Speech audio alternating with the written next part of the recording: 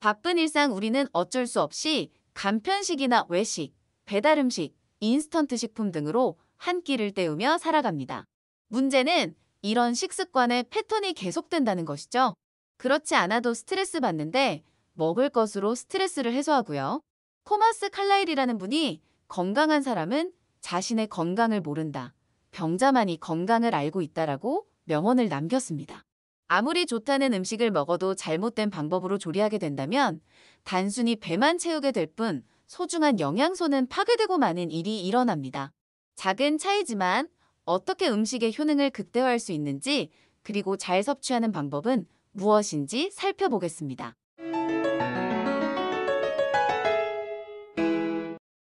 먼저 한국인이 즐겨 먹는 마늘입니다. 마늘의 효능을 극대화하기 위해서는 생마늘을 으깨서 잠시 두었다가 사용하면 좋습니다.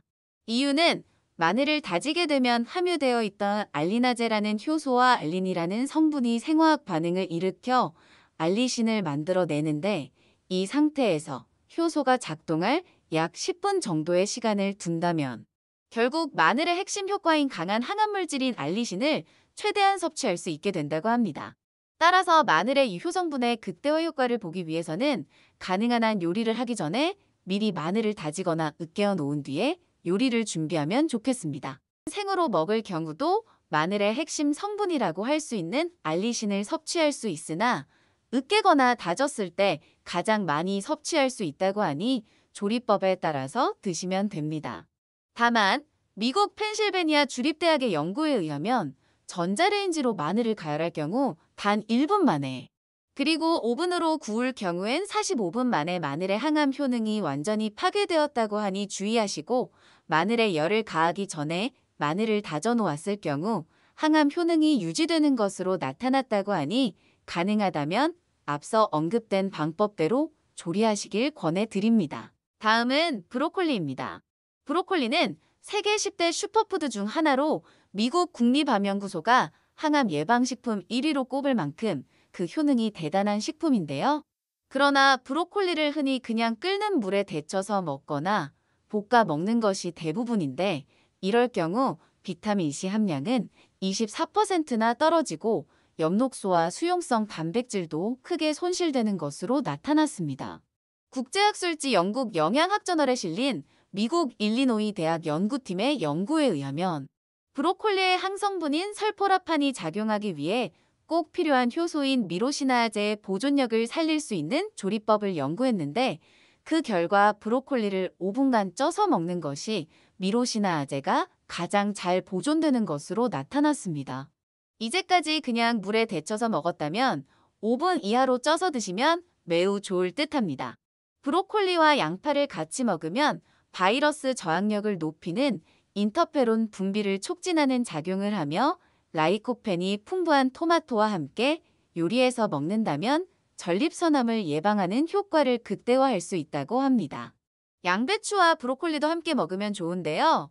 비타민C가 풍부한 브로콜리와 비타민 U가 많은 양배추를 함께 먹는다면 위궤양에 도움이 됩니다. 다음은 당근입니다.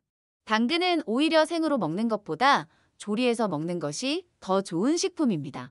당근은 흔히 샐러드에 넣어서 먹거나 갈아서 주스로 마시는 경우가 많은데요. 그러나 당근을 생으로 먹으면 흡수율이 낮다는 치명적인 단점이 있습니다. 유럽영양학회지에 실린 연구에 따르면 당근 100g을 기준으로 생으로 먹거나 쪄서 먹거나 끓여 먹는 방식으로 조리법에 따른 영양 성분을 비교한 결과 생으로 먹었을 때는 노화를 방지하는 강력한 항산화 성분인 카로티노이드의 섭취량이 7,300 마이크로그램이었으나 익힐 경우 8,300 마이크로그램까지 늘어난 것으로 나타났고 뿐만 아니라 당근의 풍부한 유효 성분들은 생으로 먹을 때 흡수율이 고작 10%대에서 익혀 먹을 때는 무려 50에서 70%까지 높아지는 것으로 나타났습니다. 당근에 함유된 카로티노이드의 일종인 베타카로틴은 지용성 비타민이기 때문에 기름에 조리하여 드시면 흡수율을 더욱 크게 높일 수 있습니다. 다음은 상추입니다. 파이토뉴트리언트라는 성분이 있는데 이 성분은 오직 식물에서만 존재하는 면역 물질입니다. 이 성분이 곤충이나 박테리아 등의 공격을 막고 생장을 돕습니다. 우리가 이 성분을 먹어도 매우 좋은데 그 이유는 세포를 공격하는 프리 레디칼을 억제하고 세포 내 DNA 손상을 방지하며 손상된 세포를 복구하는 항산화 역할을 해주는 매우 좋은 물질입니다. 결국 암이나 심장병 등의 질병을 예방하고 노화를 억제해주며 면역 또한 높여주게 됩니다. 이렇게 좋은 성분을 더 많이 섭취하는 방법을 알려드리자면 채소는 보관 시에 손상을 입게 되면 쉽게 상하기 때문에 주의해야 하지만 상추의 경우는 예외인데요.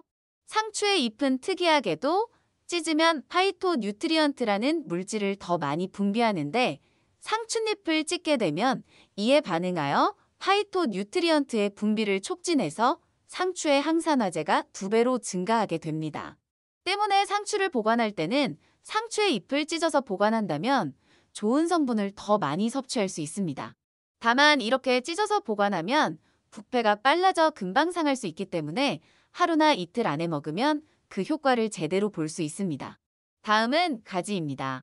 가지는 값은 저렴하면서 몸에 좋은 유효 성분이 풍부해 건강에 매우 좋은 채소인데요.